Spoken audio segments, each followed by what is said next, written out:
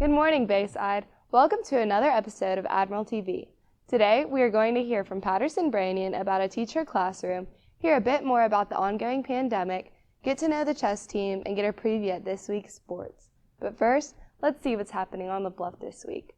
Wednesday is the Great Day of Service, and it is essential to donate, not just for the prize, but to help people in need. Check in with your teachers about what donations are needed for your grade, and try to get them in these last few days before the Great Day of Service. Thursday is Earth Day, so make sure to give the ground around you a kiss and hug a tree. Upcoming this weekend, the baseball team is playing the first round of the playoffs and the track team is competing in sectionals. So go out and support your friends in their sporting events. In other news, the weather this week should be fairly warm with highs in 70s, so make sure to pack some sunscreen if you eat lunch on the Bluff. That is all that is happening on the Bluff this week. Now let's head over to some updates about COVID. In the past few months, COVID cases have been on the decline in Alabama, coming down its higher spikes this past January of around 4,000 cases a day. They are now at an all-year low of around 300 cases per day.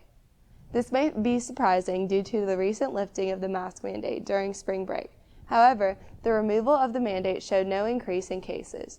Last week, all public schools in Baldwin County became mask optional, where the student decides whether they want to wear a mask or not.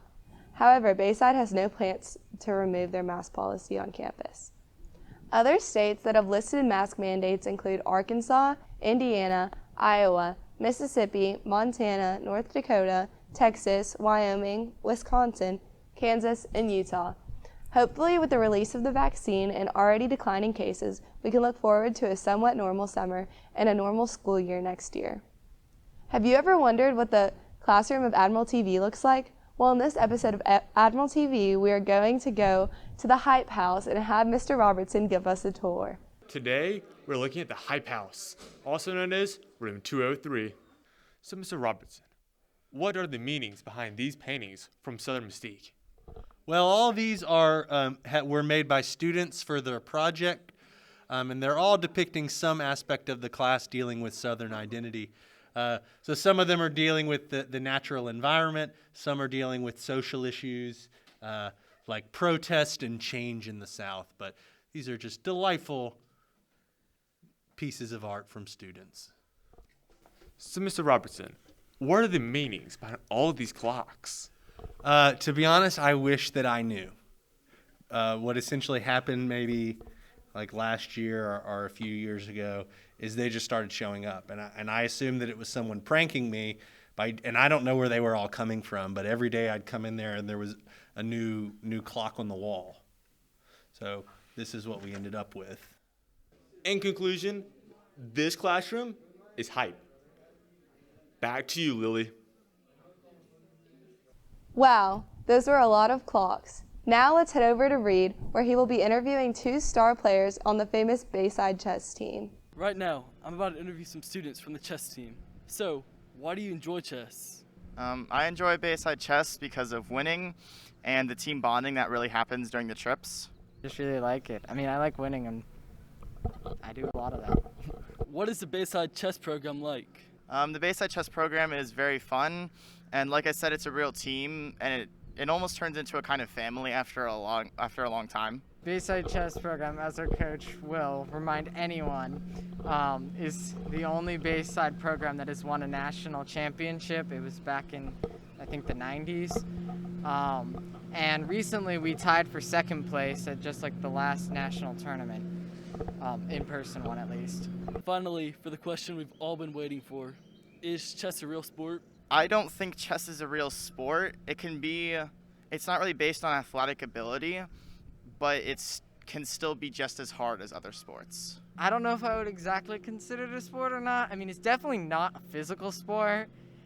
I think I would put it the same level as one would consider esports a sport. So if you consider it a sport, then chess is a sport. If you don't consider esports a sport, then chess is probably not considered a sport.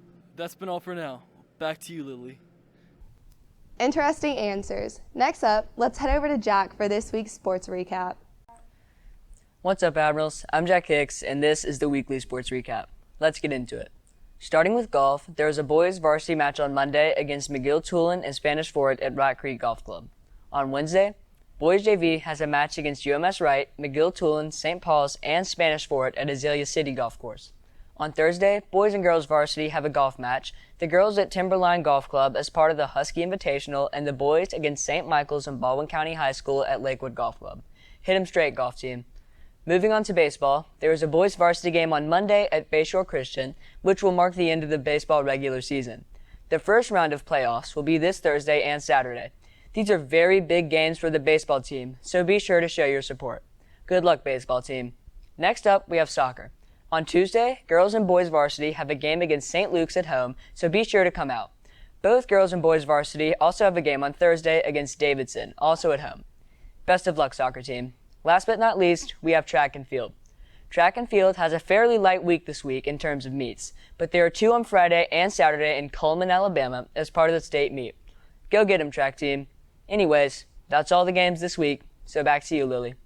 Thanks, Jack. As he said, be sure to show up to as many of these events as you can and show your support.